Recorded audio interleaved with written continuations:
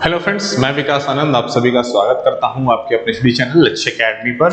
And BPSC TRE 4.0 को लेकर के जब 9 तारीख से जब टीआरई 3 के जो सर्टिफिकेट थे यानी कि आप बोल सकते हैं ज्वाइनिंग लेटर था, जब से उसका आवंटन हुआ है और एसीएस सिद्धार्थ दी के द्वारा जो बयान आए हैं उसको लेकर के ना बच्चे काफी कंफ्यूजन में हैं कि क्या सर टीआरई 4.0 होगा भी या नहीं होगा।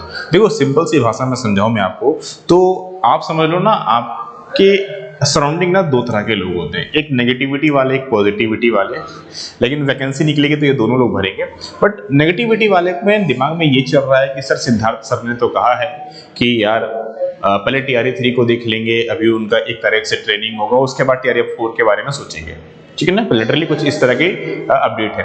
बट यहाँ पर उन्होंने कहीं पर भी डिनाई नहीं किया है कि टीआरई 4 नहीं होगा।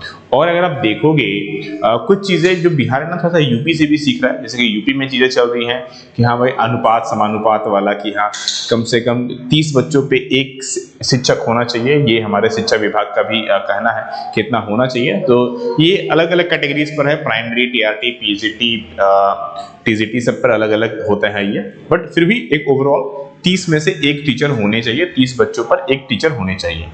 तो यहां पर अगर देखा जाए तो पीआरटी में तो ये लगभग जो रेशियोज है पहले के कंपेयर में, जिसमें सरकारें टीचर्स की वैकेंसी नहीं आ रही थी, पहले कंपेयर में ये बहुत कम हुआ करता था। बट राइट नाउ अब ये ठीक होने लगा है।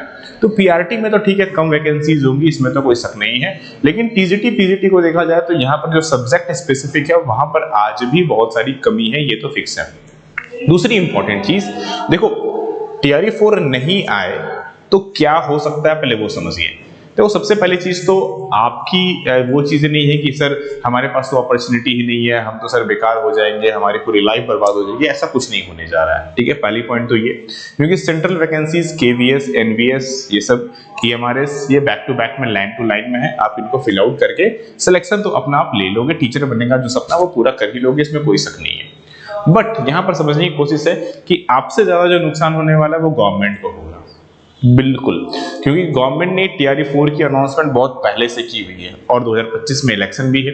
तो अगर ये वैकेंसीज किसी भी वजह से एकदम मैं पूरा नेगेटिव चल जाता हूं, अगर नहीं आई तो आपसे कहीं ज्यादा गवर्नमेंट का नुकसान होगा। तो क्या ये वैकेंसी नहीं आएगी? ऐसा कुछ नहीं है, ये वैकेंसी 110% आएगी। थोड़ा समय ले रही है बट आएगी। आज की एक न्यूज है आपके सामने, आप इसको भी देख सकते हैं। इसमें भी साफ साफ लिखा हुआ है कि बीपीएससी को भेजी गई है अधियाचना, जिसमें दिव्यांगों के लिए 7279 शिक्षक होंगे और ओवरऑल अगर देखा जाएगा तो 13,700 शिक्षकों की बहाली की जाएगी। यानी कि 13,700 शिक्षकों को अलग से इसमें बहाली किया जाएगा। ये साफ साफ इसमें बताया जा रहा है कि उनको अलग से बहाली किया जाएगा। तो ये चीज तो क्लियर है कि वैकेंसीज आएगी, 110% आएगी, ये निश्चित रहिए। बस आप अपनी पढ़ाई पर पूरा सुचारू रूप से फोकस रखिए, अपने डेडिकेशन पर ध्यान रखिए। दूसरों की तरफ से जो नेगेटिविटी आ रही है उसको दरकिनार कीजिए, क्योंकि नेगेटिविटी कहीं ना कहीं आपको डिमोटिवेट कर देगी। और अल्टीमेटली क्या समझिए, ये जो नेगेटिविटी लोग फैला रहे हैं ना, अल्टीमेटली जब वैकेंसीज जाएंगे तो ये लोग भी भर भर के ना अपनी वैकेंसीज को ले जाएंगे। तो आपको ये चीज ध्यान रखना है कि इन चक्रों में नहीं पड़ना है, ठीक ना। और केवल बीपीएससी के भरोसे भी नहीं रहना है, ठीक है।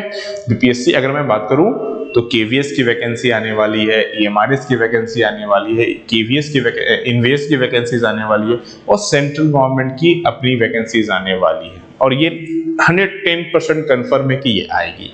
तो आप इस पर भी फोकस कीजिए, ठीक है, क्योंकि टीचर बनना सपना है आपका।